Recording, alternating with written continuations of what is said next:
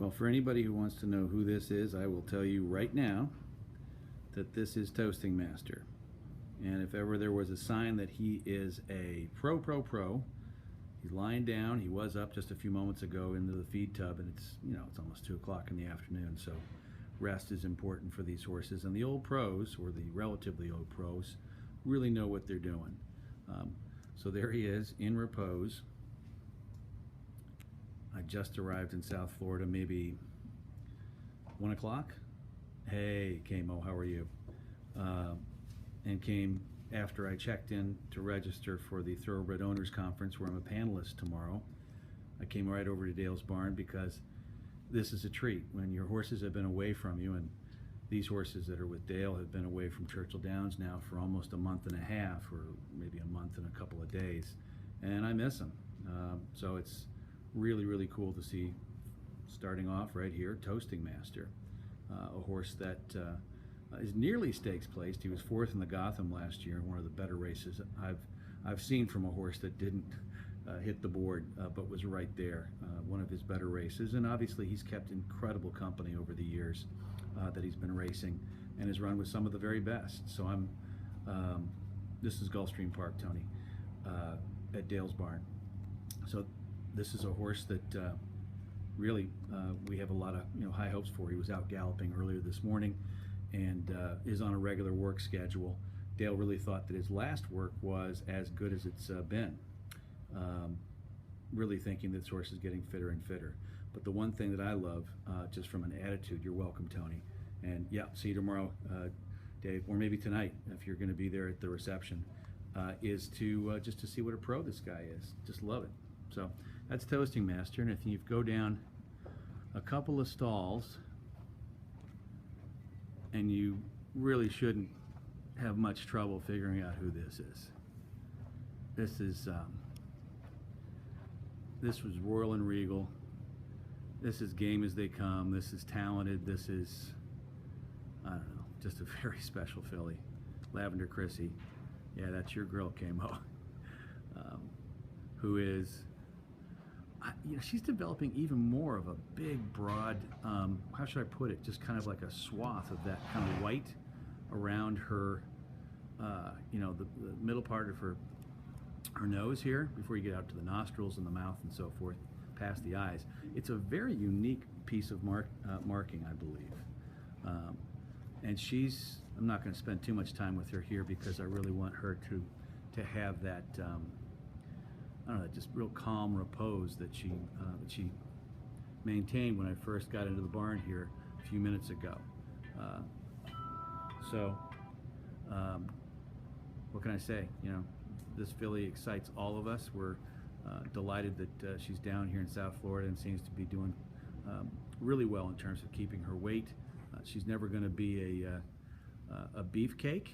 She's always going to be a little bit on the lean and lanky side, but boy, oh boy, is it really cool to see her again, especially down here in Florida and getting ready for a slow build-up to some of the bigger races that we will encounter into the latter spring and into the summer. We've talked about the La Troyenne, yes we have, as being maybe one of those types of races, but I think everybody's just going to have to be a little bit on the flexible side. Yes, the stakes winner now, we're looking for graded stakes and then that ultimate G1 for her. But I think everybody just needs to kind of be prepared for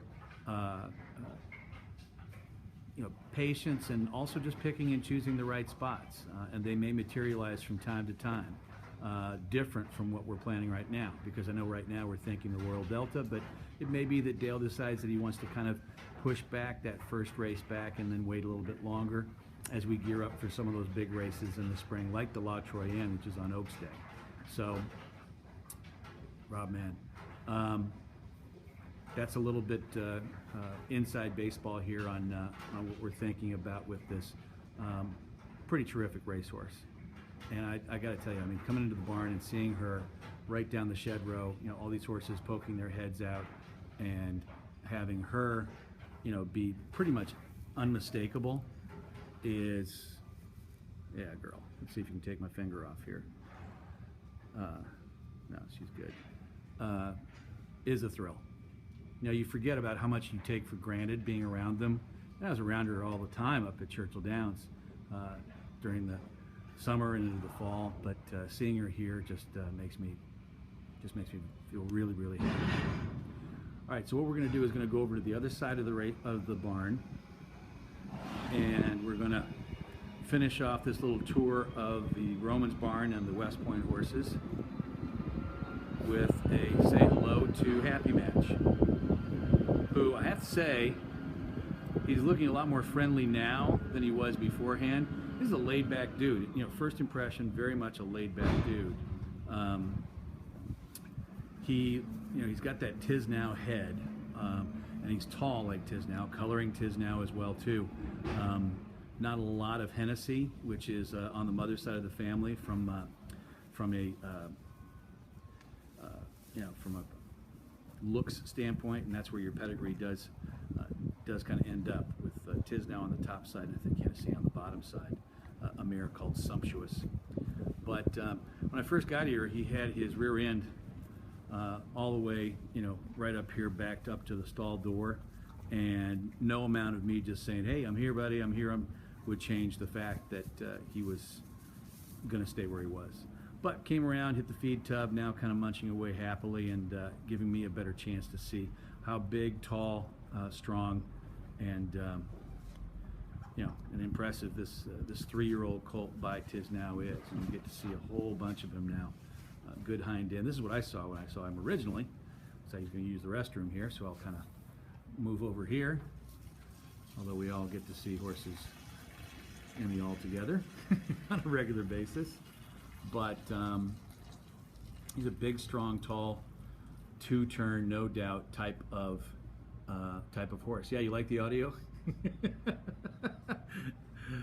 And so Happy Match, who had a breeze over the weekend, and I want to come out tomorrow morning and see what they thought of the breeze before heading over to the Thoroughbred Conference there at Gulfstream Park. So I think I've pretty much done a pretty good soliloquy here, monologue, soliloquy, what have you. Diarrhea of the mouth, maybe. Hey, buddy. As we check out all the horses at the Dale Romans barn that are West Point driven. Now, some people are going to say, where's Colonel Nina? She's supposed to ship over the next couple of days. At least that was the plan as of this past weekend.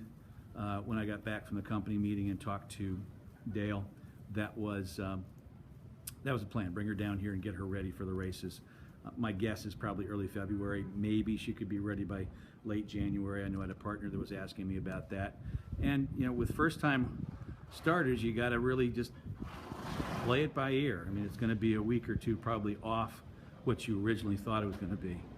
The last thing I wanted to do, just because I think it's neat for people to to see kind of what the whole layout is here if they ever come down to Gulfstream Park. So this is Dale's barn, which was formerly Alan Jerkins' barn here until he passed away, which I think is really cool. I'm going to go underneath the webbing here.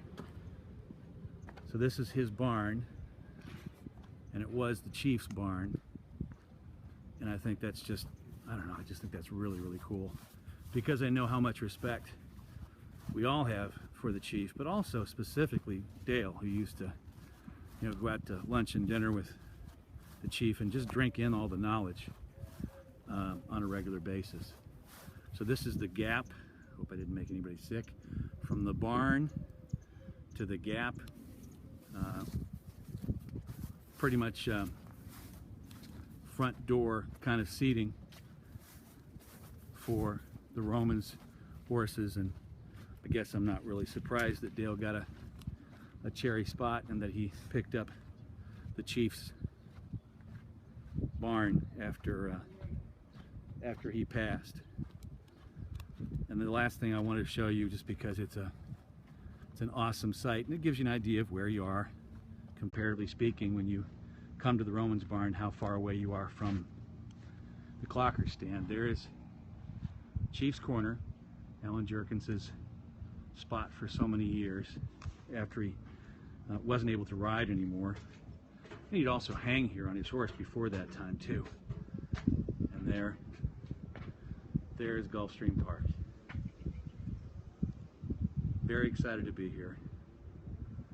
That is one big Pegasus statue.